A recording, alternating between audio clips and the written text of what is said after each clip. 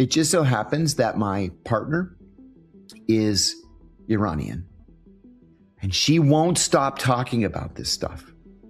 It's always about Cyrus the Great and Darius and Alexander the Great cheated and he tore down their cities. And it's like, my God, it was 2,500 years ago. Can't we move on? But there's something to it. There's something to it because this ancient history is taught in every Iranian school. That, today's Greeks might be okay, maybe, but boy, they really screwed us back in 330 BC. And they're still mad about it. And I said to her in this weak attempt to try to defend my culture, I said, what about Xerxes? Xerxes came and just raped and pillaged and cut a canal across one of the peninsulas in northern Greece that still exists today. After 2,300 years. So I actually am a little worried that that Greece defending Cyprus, which of course it's compelled to do, could kind of anger the Iranians. It's something to think about, as crazy as that sounds. I'm more concerned about the Greeks having jumped into bed with the Israelis, but that's an entirely different story. Ellie Lane, thank you for the $10, Ellie. Ellie says, what do you think Israel's ultimate goal is? Not just with Gaza in general. Why are they so invested in American politics, and why are they always so aggressive with neighboring countries? I think that the Israeli goal is what they tell us it is. I think that in the near to medium term, it is to destroy Hezbollah and to completely pacify the southern 20 to 35% of Lebanon. It is to so defeat the Syrians that they wouldn't even dream of trying to reclaim the Golan Heights. It is to not just destroy Hamas, they've destroyed Hamas, but it is to push literally all Palestinians out of both Gaza and the West Bank, which of course is the definition of ethnic cleansing. Like, it's quite literally the definition of ethnic cleansing. And it is to invite anybody of the Jewish faith from any country in the world to come to Israel, take some free land, and live happily ever after. Over the long term, I really believe that we should take them at their word when they talk about this greater Israel nonsense. I don't think that a biblical Israel from the Euphrates to the Nile is what they mean. I think what they mean is essentially all of Jordan, or most of Jordan, all of the Sinai Peninsula, and maybe a swath of northern or northwestern Saudi Arabia. I think it's also a death wish, but I believe that the Israelis believe that this belongs to them. Why are they so aggressive in investing in American politics? Because we are so much bigger and so much stronger than they are, and they know that we'll help them do their dirty work. I think that's what it is. I actually asked this of David Boyce, the famous defense attorney, Hillary Clinton's defense attorney, and one of the most famous defense attorneys that America has ever produced. And he said that he and his staff went through every one of the 3 million Epstein documents in the latest tranche. And he said that they found literally nothing to indicate that Trump was liable to pressure from the Israelis on this issue.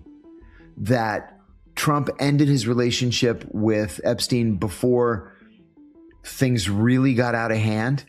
And he said the exact same thing about Bill Clinton. He said, you don't have to like Clinton, you don't have to like Trump, but there was no evidence in the files that either one of them had committed a crime. With that said, the Israelis are wily characters, and they're really, really good at intelligence collection. So my guess is that they convinced or instructed or ordered Jeffrey Epstein to have these cameras and microphones installed at all of his properties. For the same reason that NSA intercepts all of our phone calls and our text messages and podcasts. Sorry, I haven't slept in 24 hours. I just flew in from Los Angeles. So I'm really tired. Our telephone calls and text messages and emails, just in case someday you need to pressure someone or coerce someone or bribe someone. I think that the reason why Trump does what he does for Israel's benefit is because of the money. You know, there are Jewish American donors to the Republican Party and specifically to Donald Trump and the Trump campaign that don't bat an eye by writing a check for $100 million, right? I mean, we see it. There are at least half a dozen of them. We see it every couple of years. And I think that their one ask is to just do whatever AIPAC tells him to do. And so he does. I think that Trump really believed that these Abraham Accords were a good thing. And you know, they're a good thing if you're Israel, but the Palestinians lose big time because of it. So I think that's what it is. I think it's about campaign money and personal money. I've been thinking about this all weekend since the Justice Department began to drop the second tranche or the third tranche, depending on how you count it, of 3 million documents. 3 million documents. The Deputy Attorney General said over the weekend on both Fox News and CNN that there will be no prosecutions coming out of these 3 million documents, even though they clearly show crimes against children. The statute of limitations apparently has expired, which is terrible. With that said, it seems that the victims are still able to file civil suits against the estate of Jeffrey Epstein. That's not much solace. Yeah, Donald Trump was mentioned more than 1,000 times. No surprise there. He and Jeffrey Epstein were close friends at one time. You can say the same thing about Bill Clinton, about Bill Gates, about former Prince Andrew. I don't think that the scandal is how many times somebody is mentioned. I think the scandal is in crimes and what these documents reveal. For example, Lord Mandelson, the senior Labour Party leader in the UK, resigned over this past weekend because he denied over and over again that he had anything to do with Jeffrey Epstein. And not only was he a regular at Jeffrey Epstein's island, he was a friend of Jeffrey Epstein's, and the Justice Department released a photograph of him with a 16-year-old. He's in his underwear. They're both looking at a laptop computer, and clearly the camera that took the picture was hidden because he would never allow himself to have a picture of himself taken in his underwear with an underage girl. So over the weekend, he resigned from the Labour Party and he resigned from the House of Lords. Maybe that's some solace. This is a guy who is ruined now, personally. No one's ever going to speak to him again. Socially, he's an outcast now. And, you know, he's not a young guy. When he dies, his whole obituary is going to be about this, that he was a pervert. So I'm disappointed that there aren't going to be prosecutions. But the least we can do is get the information out there and let people see the truth in broad daylight. He had to have concluded that things were so bad in 2019 that this was it. It was over, you know? Why? Why do you say that? Because he killed himself. You do believe he did? I do. I believe he killed himself. What makes you believe that, considering all the evidence that they have? See, but the evidence isn't as clear as I think most people would want it to be. For example, and I base this on my own experience in the federal prison system. The guards, number one, have their heads up their asses 24 hours a day. The only qualification to be a prison guard in the federal system, the Federal Bureau of Prisons, is you have to be working on a GED and no felony convictions. That's it. There's this rule that prisoners can't touch the mail, right? So we have mail call every day at 4 o'clock, and the guards are supposed to say your name and hand you your mail. Most of the time, the guards didn't do mail call. Prisoners did mail call in violation of the rules. Any idea why? Because they couldn't read. It was as simple as that. The guards couldn't Total read. incompetence, basically. Yeah. Yeah. I mean, they literally could not read to call out the names. So number one, they're idiots. Number two, the cameras are always broken. Always. I was a janitor in the chapel when I was in prison. And every day, part of my job was to go in there and break up guys having sex in the chapel. In the chapel. Yeah, In the because presence of the Lord.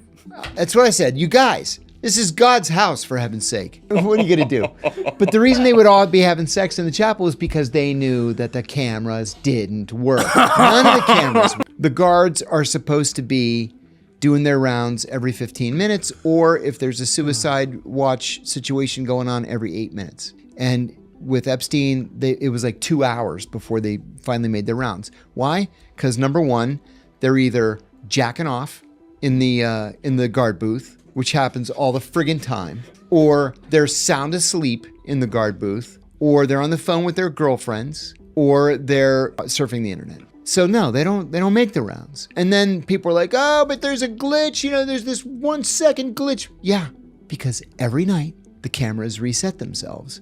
They're old cameras, they still use tape, and they tape over yesterday's. Then why don't they cameras. let the guards talk? Why were the guards like... Oh, they would siphon never up- let because the guards are, I just stopped myself from saying a word that's not supposed to be Retarded? used. These guys are so stupid. A guard from the prison where I was emailed me. He saw one of the podcasts, and he said, "This is exactly why we wanted to kill you." And I said, "Bring it, tough guy." Why he wanted to kill you? Yeah, because I say they're morons and retards and this and that, and it's all true. It's true. Learn to read, and then maybe we can have a conversation. I mean, otherwise, put up. Let's go. I'm not afraid of these guys. But this is why everything went wrong. Because what we saw go wrong the night Jeffrey Epstein died goes wrong every night. It's the same thing. But so perfectly like that, you think it could line up that way? Yes, I saw it. For example, not supposed to have microwaves in the housing unit, right? And then people are like, you bitch long enough, they're gonna put in a microwave. So they put in a microwave. All right, there was a serial killer in my unit, and he took a liking to me, inexplicably. So we called him Truck, because he was a long distance truck driver, and he would murder prostitutes all along his route.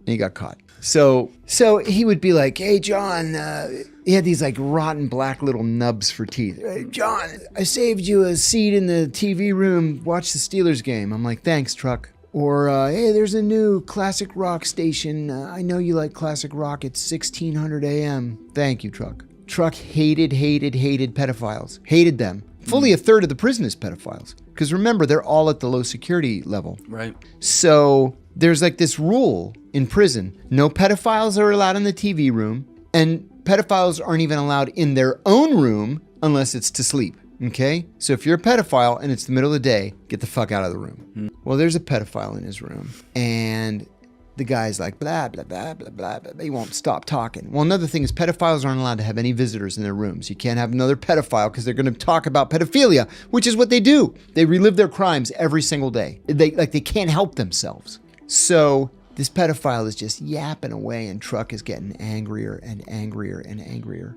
And finally, the pedophile lays down for a nap. Truck had gone to the commissary and he bought a bottle of olive oil, which is $2.85. You can, because everybody cooks in their cells.